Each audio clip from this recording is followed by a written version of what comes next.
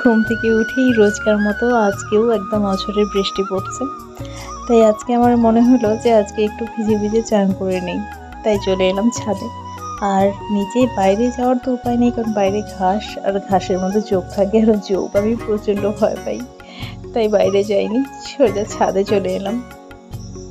আর এখনও ব্রাশ করা হয়নি, হাতে ব্রাশটা নিয়ে ছাদে চলে এলাম। সবাই এখনও ঘুমাচ্ছে, আমি একাই উঠছি।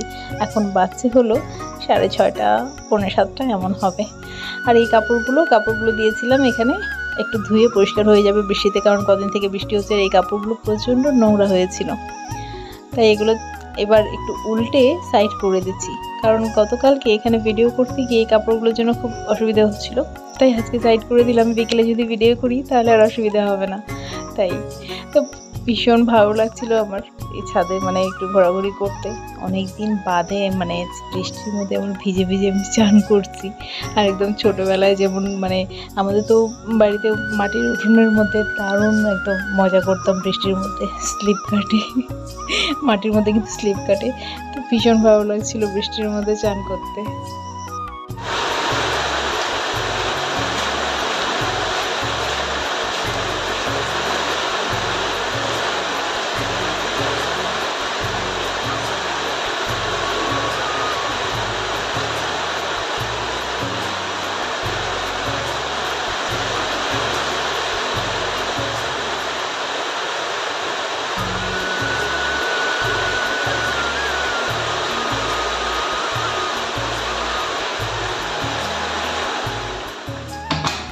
Good morning, hello everyone, welcome back to my channel. আমার আরও একটা নতুন ব্লগে তোমাদের সকলকে জানাই অনেক অনেক স্বাগত। আর আজকে সকালটা তো তোমাদের দেখালামই, একদম বৃষ্টি ভেজা একটা সকাল। বৃষ্টি ভীষণ পছন্দ করি, কিন্তু লাগাতার এত বৃষ্টি হওয়াতে এখন আর ভালো লাগছে না। এখন মনে হচ্ছে কবে রোদ উঠবে, তো একটু স্বস্তি। আর আমি বৃষ্টিতে ভিজিয়ে তারপর আবার কলপাম করে কল জল দিয়ে ভালো করে চান করে চলে এলাম রান্নাঘরে। আর গতকালকে রাতে আর গ্যাসটা মুছে রাখা হয়নি, অনেকটা লেট হয়েছিলাম। আর লাইটও ছিল না, এই বৃষ্টি বাদলের দিনে লাইট প্রচণ্ড ডিস্টার্ব করে, তাই আর গতকালকে গ্যাসটা মোছা হয়নি রাতে। তাই এখন সকাল সকাল গ্যাসটা মুছে নিচ্ছি। রান্নাঘরে সব থেকে গুরুত্বপূর্ণ জিনিস যদি হয় সেটা হলো উনান। তাই উনানটা সবসময় পরিষ্কার রাখতে হয়। তো আমি বেশিরভাগই রাতে 30 দিনের মধ্যে 28 দিনই আমি গ্যাসটা মুছেই রাখি। তো গতকালকে করা হয়নি। দেখো, কথায় আছে প্রতিটা ঘরের লক্ষ্মী ঘরের বউরাই হয়। তাই ঘরের বউরা আমরা সব সময়, বিশেষ করে রান্নাঘরটা প্রতিটা বাড়িতেই দেখবে সবার আগে ঠাকুর ঘর আর তারপর রান্নাঘরের জায়গা আর কি, পরিষ্কার পরিচ্ছন্ন দিতে। কোনো জায়গায় আমরা যখন যাই, সব জায়গায় আগে ঠাকুর ঘর তারপর রান্নাঘর, এই দুটো জিনিস সবসময় পরিষ্কার পরিচ্ছন্ন রাখতে হয়। রান্নাঘরটাও একটা ঠাকুর ঘরের মতোই, কিন্তু রান্নাঘরটাকেও পরিষ্কার পরিচ্ছন্ন রাখতে হয়। তাই আমিও চেষ্টা করি যতটা সম্ভব পরিষ্কার পরিচ্ছন্ন রাখার। কিন্তু এই কদিন থেকে একদম ঘর সবসময় ভেজা ভেজা হয়ে যাচ্ছে, একদম স্যাঁতস্যাঁতে একটা ভাব, ভালোই লাগছে না। রোদ উঠলে ঘরগুলো একটু শুকোবে, তাহলে ভালো লাগে, একটু শুকনো ভাব থাকে। এত ভিজে ভিজে স্যাঁতস্যাঁতে ঘরের মধ্যে পা ফেলতেও ভালো লাগে না। তাই আমি গ্যাসটা পরিষ্কার করে মুছে দিলাম। ওর বাবা এখনও ওঠেনি, তারপর চা করবো। তা আমি এদিকে চলে এলাম আয়ান আবিরকে। ওরা এখনও ঘুমাচ্ছে, এই যে দুই ভাই এখনও ঘুমাচ্ছে। ফ্যানটা অফ করে দিয়েছি, কারণ বৃষ্টি পড়ছে, একটু ঠান্ডা আছে। আমি ঘুম থেকে উঠেই আগে ওদের ঘরের ফ্যানটা অফ করেছি। বাইরেটা দেখাচ্ছি। আর এদিকে জানালার মধ্যে যেহেতু এখানে কাজগুলো বাইরে থেকে দেখা যায়, তাই এই কাজগুলোর মধ্যে আমি ওরা যেদিন থেকে ঘুমোচ্ছে এখানে কাপড় দিয়ে রাখি, কারণ বাইরে থেকে দেখা যায় তাই। আর পাখিগুলো এসে ওই আয়নার মধ্যে দেখে নিজেদেরকে দেখে, আর ওই জায়গাটায় টোকর দিয়ে দিয়ে একদম কাজগুলো নোংরা করে দেয়। বৃষ্টি হলে বাইরেটা দেখতে কিন্তু বেশ লাগে, গাছপালাগুলো দেখতে সত্যি দারুণ লাগে। তাই চলো ওদের ডেকে দিলাম, ওরা এবার আস্তে ধীরে উঠুক, আর আমি গিয়ে নিচে আমার কাজ সারি, চায়ের ব্যবস্থা করি, ওর বাবা উঠে যাবে। নিচে এসে ওকে তুলে দিলাম ঘুম থেকে, ও চলে গেল ফ্রেশ হতে। আর আমি চলে এলাম রান্নাঘরে। এসে দেখি দিই ভাইও চা বসিয়েছে। এবার আমারও চা বসাতে হবে, কারণ দু ভাই দু রকম চা খায়। দাদা খাবে লিকার বেশি করে, একদম কড়া লিকার, আর ও খাবে একদম হালকা লিকার। তাই দুজন দুপাশে চা বসিয়েছে, দুই ভাই বসিয়েছে একটা, আমি বসলাম একটা। মানে একই ঘরে আগে একসঙ্গেই হতো, একসঙ্গে করতাম, একসঙ্গে করে দাদার চাটা একটুখানি বেশি কড়া লিকার করে দিতাম আর ওরটা হালকা লিকার নামাতাম। কিন্তু আজকে যেহেতু দুই ভাই আগে বসিয়ে দিয়েছে, এবার এর মধ্যে চা পাতা বেশি দিয়ে দিয়েছে। এবার এই চা যদি ওকে দিই তাহলে সকাল সকাল ব্যাস আমার দিন আর ভালো হবে না, সকাল সকালই দিনটা খারাপ হয়ে যাবে। তাই আলাদা করে চা বসিয়েছি আমি। বাইরে ওদিকে পাখিগুলো ডাকাডাকি করছিল, মানে ও খাওয়া দিয়ে তারপরে তো বের হয়, তো ওই অপেক্ষায় ওরা গাছের ডালে আর ওই টিনের চালে বসে বসে ডাকাডাকি করছে কখনো ওদের খাওয়া দেবে। ও পাখিদের খাওয়া দিয়েও চলে গেছে। একসঙ্গে চা খেয়ে নিয়েছি আমরা দুজন, আর এদিকে আমি বিছানাপত্রটা গুছিয়ে নিয়েছি। আবির ঘুম থেকে উঠে গেছে, আয়ান এখনও ঘুমাচ্ছে। আর জামা কাপড় ওই ফ্যানের মধ্যে দিয়ে দিয়ে যতটুকু শুকোচ্ছে বাস অতটুকুই।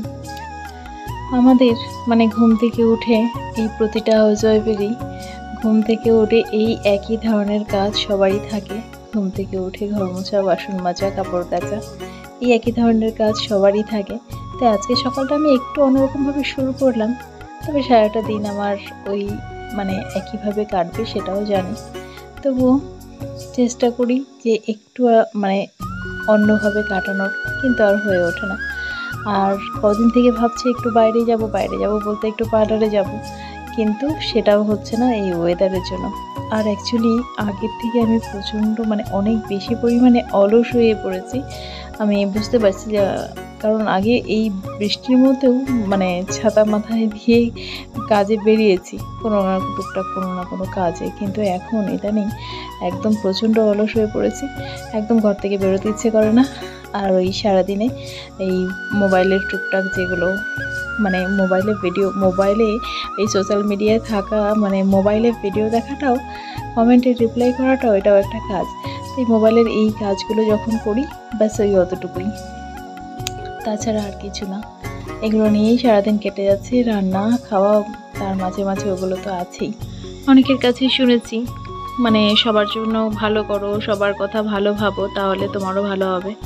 কিন্তু আমি তো সবসময় সবার ভালোই চাই, কখনো মানে নিজের জানতে মানে এই সজ্ঞানে কখনো কারো খারাপ চাইনি, ক্ষতি চাইনি, যে কারো কোনো ক্ষতি হোক। তারপরেও জানি না আমার সঙ্গে কেন এমন হচ্ছে। অ্যাকচুয়ালি সেটাও জানি, কারণ আমরা এমন একটা জায়গায় মানে থেকে আসি, এমন একটা পরিবার না আমরা কাউকে কিছু বলতে পারি না, মুখ ফুটে কিছু বলতে পারি না বলে আমরা অনেক জায়গায় পিছিয়ে থাকি। মুখ ফুটে বলতে পারি না তার কারণটা হলো লজ্জা, ভয়, লোকে কি বলবে, এই সব দিক থেকে মানে এই সব চিন্তাভাবনা করে করেই মুখ ফুটে কিছু বলতে পারি না, আর বলতে পারি না বলেই সব জায়গায় পিছিয়ে থাকি। আর যারা আছে যে কাউকে তোয়াক্কা করে না, কে কি বললো সেটা গায়ে মাখে না, সেই মানুষগুলো ভালো থাকে, সুখী থাকে, কারণ তারা কাউকে তোয়াক্কা করে না, কে কি বললো গায়ে মাখে না। আর আমরা এই যে লোকের কথা গায়ে মাখি, লোকে কি বলবে এই জিনিসটা যত ভাবি, মানে শুধু আমি বলে না, যারা এই জিনিসটা ভাবে তারা সত্যিই মানে উপরে উঠতে পারে না। লোকে কি বলবে এই কথাটা যতদিন মাথায় রাখবে ততদিন সত্যি উপরের সিঁড়ি ওঠা যাবে না, কারণ লোকে তো বলবেই। কিন্তু এই যে লোকে তো বলবেই কথাটা মুখ দিয়ে যত সহজেই বলা যায়, কাজে করার সময় তখন আর সেটা মানে হয় না, যে তখন চিন্তাটা চলেই আসে যে লোকে কি বলবে। আর তাই আমরা পিছিয়েই থাকি, কারণ অনেক এমন কথা থাকে, অনেক এমন কথা আছে বলার মতো, কিন্তু বলতে পারি না আমরা।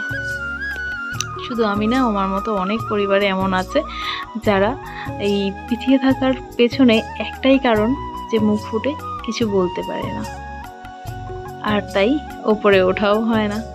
তাই আমাদের এভাবেই দিন কাটবে, সেটাও আমরা জানি যে আমাদের এভাবেই কাটবে। আমরা এমন একটা যে পরিবেশে মানে আমরা বাস করি, আমরা না এদিক না ওদিক, না বলতে পারবো যে আমরা না খেতে পেয়ে মরছি, আর না আমরা একদম হাই সোসাইটিতে বিলং করি। তো এই ধরনের মানুষরা মানে চাপা খেয়ে মরে, কারণ না কিছু বলতে পারে না সইতে পারে। এই আর কি। চলো আজকের ব্লগটা আর বড় করছি না, এখানেই শেষ করছি। আর এখানে দিই ভাই আর আমি ছেলেদের এক্সামের পেপার দেখছিলাম। চলো সবাই ভালো থেকো, সুস্থ থেকো, সাবধানে থেকো।